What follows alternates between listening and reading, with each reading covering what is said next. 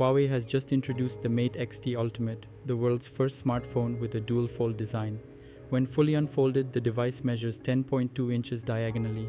Folding the left section behind reduces it to a 7.9-inch foldable, and folding the right side transforms it into a compact 6.4-inch bar-style phone.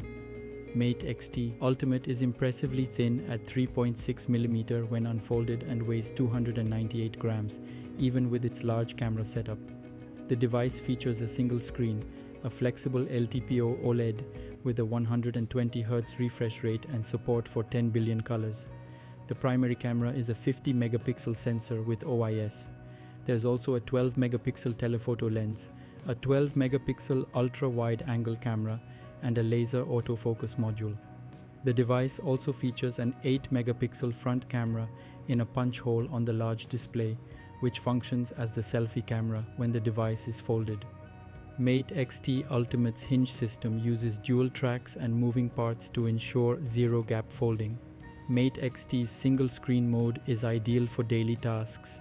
The dual-screen mode is optimized for web browsing and reading, and the fully unfolded triple-screen mode is best for detailed work or study.